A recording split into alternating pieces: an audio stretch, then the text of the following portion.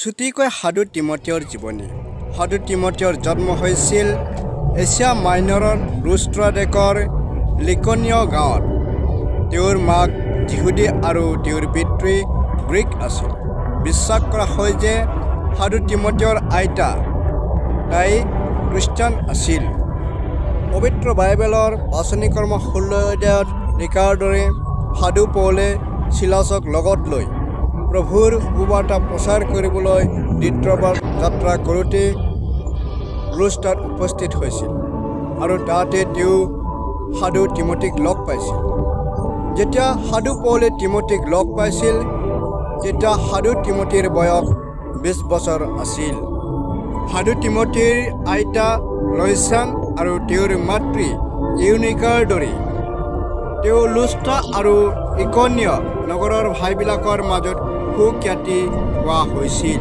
তিমথেওৱে সাধু পৌলক লগ পোৱা সময়ৰে পৰা সাধু পৌলৰ লগত প্ৰভুৰ পৰিচৰ্যা আৰম্ভ কৰিলে।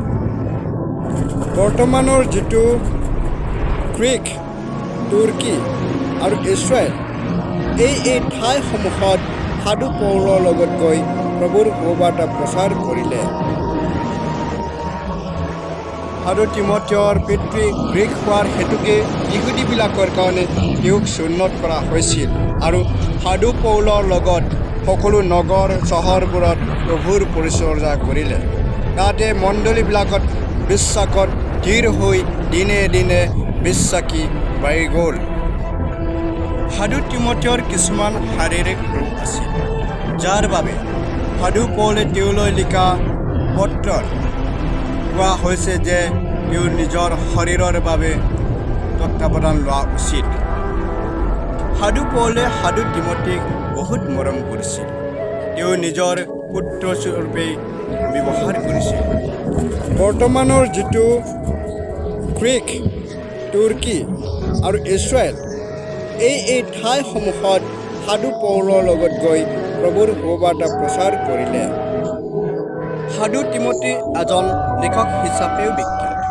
তেওঁৰ পৰিচৰ্যাৰ বাবে গৈছিল, য'ত তেওঁক বিশ্বপ ৰূপে অৰ্ডেইন কৰা হৈছিল। তাতে তেওঁ বহু বছৰ ধৰি প্ৰভুৰ পৰিচৰ্যা কৰি থাকিল। যেতিয়া তেওঁ এফেছৰ লোকবিলাকক অধৰ্মী মূৰ্তিবোৰৰ আৰাধনা কৰিবলৈ মানা কৰিছিল তেতিয়া তেওঁক চহৰৰ লোকবিলাকে খঙত তেওঁৰ মৃত্যু হোৱা পৰ্যন্ত শিল দলিয়াই মাৰিলে। মণ্ডলীয়ে তেওঁক বিশ্বপ ৰূপে আৰু শ্বহীদ ৰূপে সন্মান কৰে।